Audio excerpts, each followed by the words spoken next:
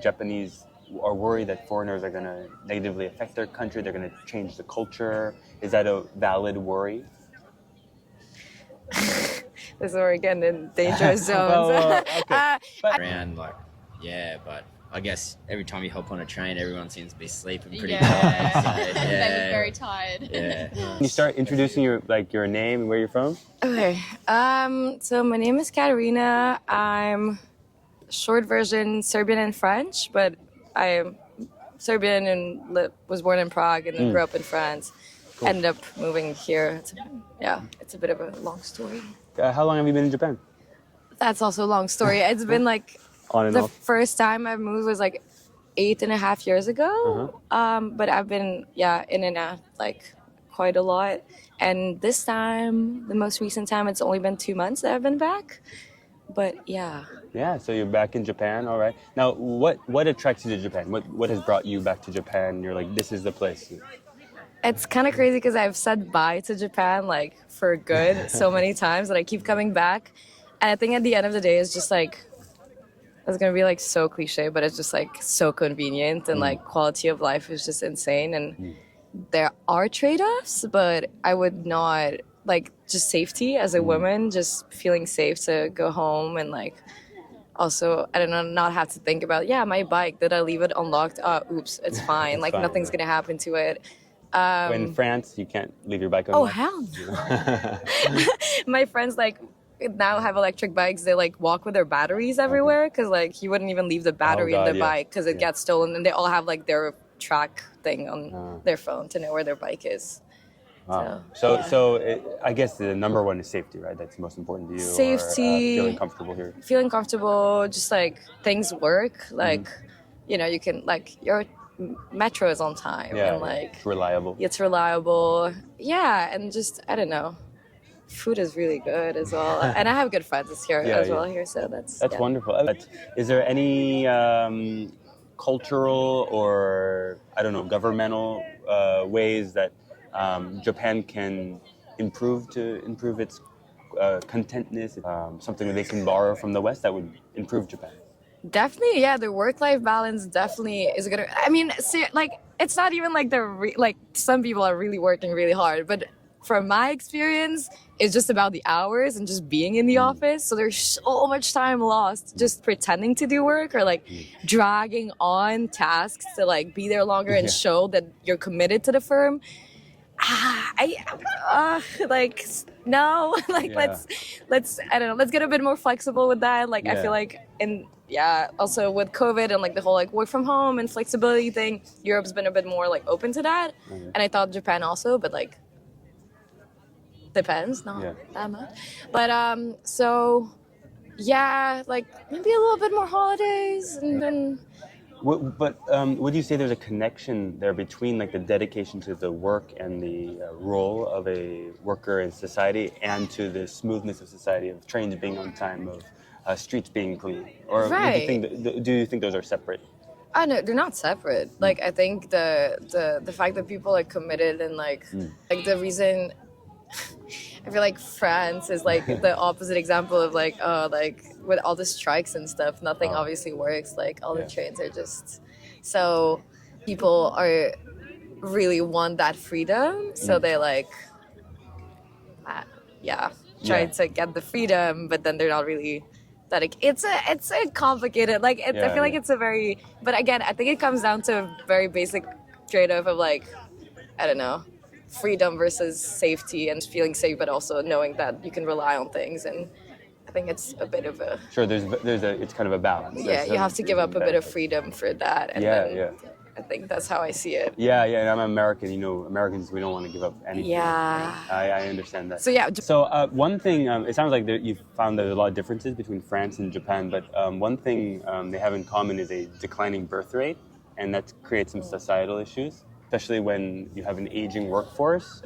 One thing Japan has done is allowed people to work older until like they're 70 before retiring. Do you think there's some solution to that? Or? It's a very delicate issue. I mean, France, the president just announced he wants to do something about that, and he called it the réarmement démographique, which literally means like the demographic remilitarization. And it's like sounds intense. You're talking about my body. Like, you, what? Me having babies is your demographic remilitarization. That's not the solution. That's not the way to go about it. I don't know French, but that sounds like a very forceful way of wording Oh, God, yeah. I think first with Japan, it's like, okay, clearly, I mean, people around the world, and I'm like one of them, are reluctant to have kids because, like, it's stressful. Like, the conditions, like, I don't know, like, I'm barely making enough for myself. Yeah. Like, can I really afford to have kids? First of all, so maybe we should have, like, conversation about, like, the economic systems and how... Maybe government support for families. And, like, just who's profiting and all of that. Like, why are people not willing to have kids? Probably because they have to care about other things and are not really feeling also confident in life. But for Japan, if they can just ease up on the immigration stuff and let us in, maybe we can bring some more workforce. Yeah. Like, as I have a lot of friends who are willing to do so, and I myself, but it's just like, I know it's a slow process, and but yeah, it'd be good if, I think they have to, I mean, I think it came out that that's kind of their only solution at this point is to let more foreigners in, right? And, there's been over the years, like there's one internship visa for specifically Filipinos and Vietnamese have been taking it to come without their families just to work in Japan for a period of time and kind of learn on the job and contribute to society. I believe France accepts more immigrants than Japan. So has that worked for France? The French issue is a bit complicated because they did welcome a lot of people, and I think there's been openness. There's also the problem of, I think, they are welcoming also people who they colonize, so it's ex-colonies. So it's also normal that people should be let in and for better lives and opportunities. First thing. But then they did it poorly. I think there was a lot of like planning around immigration where like a lot of the immigrants were put in like special like social housing that was isolated from communities, given less chances, poor education systems. So kind of like a half-assed acceptance of immigrants. Oh, absolutely. Yeah. Which led to obviously now the issue is like, all these communities, they're not really French and blah, blah, they haven't assimilated. But it's like, okay, but whose responsibility is that also to make sure that they're assimilated and not like excluded and creating their own, staying within their communities, which of course they're going to do that. And then the whole violence thing and like, and if you're not giving them opportunities, they have nothing to lose. So the system in France is, I wouldn't say is ideal. I don't think there is an ideal system. Well, it's difficult for sure when you're talking about cultural differences, language differences. But certainly there's something Japan can do to perhaps assimilate foreigners better, to accept them better, to help solve some of their...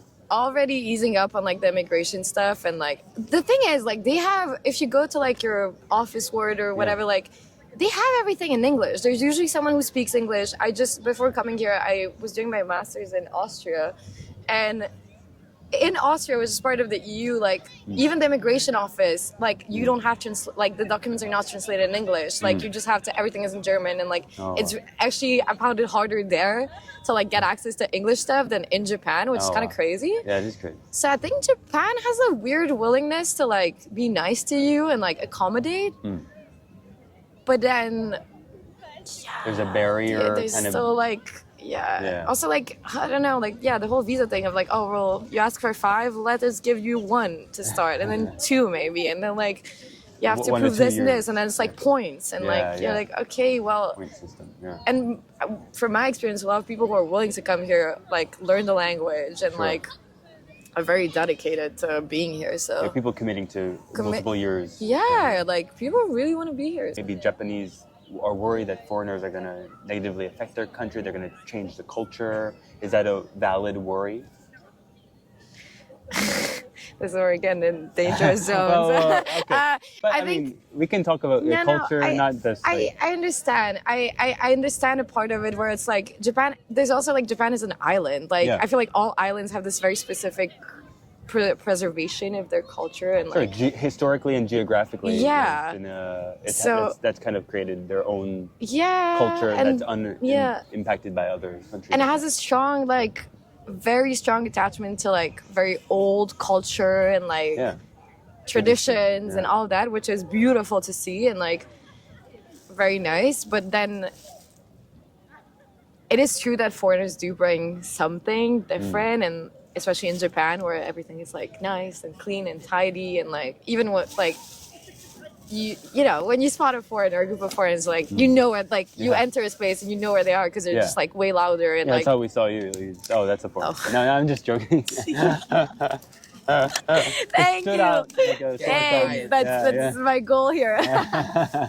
Disrupt the system. No, but yeah, no, I mean, we're obviously louder. But no, I think I understand where it comes from. Like, obviously, Ender gets scared of like we're loud, we like, and the whole like bit more messy and all of that. We want more flexibility. The whole like asking for freedom, like. I don't know, like, even in a workspace, it's like, oh, fuck, now we're getting a foreigner. Like, they're going to ask for holidays. Like, do we have to, like, what? Like, what? Yeah, it's just a bit, like, of course, things are...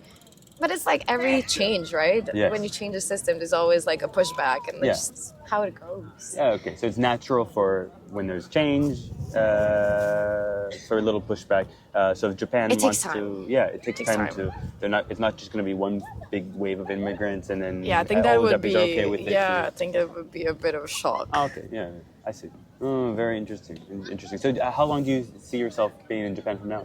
I hope, again, if the immigration office agrees with me, I hope long term, like this time, yeah, hopefully, let's see how it goes. Yeah, okay. Fingers crossed. Yeah, good luck with that. Thank you. I appreciate hearing some of your insights. Okay, you can start with your name and where you're from.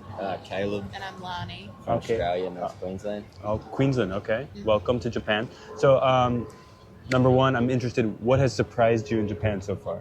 Yeah, it's very different to Australia. It's not really Everything's just so clean and tidy. There's no litter or anything. And Okay. yeah, very nice. Uh, Sometimes in Australia when there's like, you know, nice parks and things like this, it's a little bit maybe sometimes ruined by litter and stuff. But yeah, no, so clean and everyone's so friendly. Okay. Your interactions with Japanese people have been nice? Yeah, real friendly, helpful. So you've had the chance to try some Japanese restaurants or the food here? Yeah, it's good, love it, Yeah. What's your favorite? Oh, I like the pork cutlets. Yeah. Yappari. Katsu. Yeah. That's right. That's a really good one. We recently looked up online the world happiness ranking of different countries. And Japan was on the list, right? Sweden, probably Australia, are all highly, meaning Japan, at least according to these rankings, not quite such a happy country, not quite content. Do you have any idea why? Maybe. No, I'm not too sure. It seems pretty like everyone seems pretty happy. And I don't know. I don't speak the language, so No, can't really understand what other people think about it. But I don't know. It comes across pretty good to us. Yeah. So something I've heard my Japanese friends complain about is some of the workplace culture, like kind of expectations that you'll do overtime. It's important to be like not the first one to go home in the office, so they're all kind of competing to stay later. Since the pandemic changed it a little, but it's been hard to work remotely in Japan as well. Do you have some of those options back home, or is there more of an allowance for work-life balance? Yeah, it's pretty good back home. Like work for 7 days straight, then have 7 days off, so stuff like that. So it's pretty like there's a fair bit of that in Australia because of mining and that. And I feel like remote work too, like there's a fair bit of opportunity to do that, like working from home and stuff like that, I guess. So probably less of a culture of you need to, like, you go to work, you do your hours, and you go home sort of thing. So you haven't asked Japanese people about their experience with that at all? It doesn't seem to you, though, that they're overly stressed or depressed or anything like that, right? Oh, not from the outside, no. Looking around, like, but I guess every time you hop on a train, everyone seems to be sleeping pretty tired. So, they look very tired. Yeah. Well, we asked a couple of people similar questions, and one Japanese one brought up the Japanese idea of tatemae, which is this idea of putting on different faces, like almost like masks. They put on like their mask for work. They're not really expressing their true emotions. Do you feel back home the same thing, like you have to put on a face for customers or clients, or you have to put on a certain personality for work, or do you feel like you could be yourself anyway? Yeah, I feel like back home it's pretty pretty open and honest. You know, if you feel a certain way about someone, you say it, or stuff like that. Like definitely hospitality, I guess people try and, like, customers always right, sort of that stuff, but generally, I don't think too many people try and hide their emotions over there.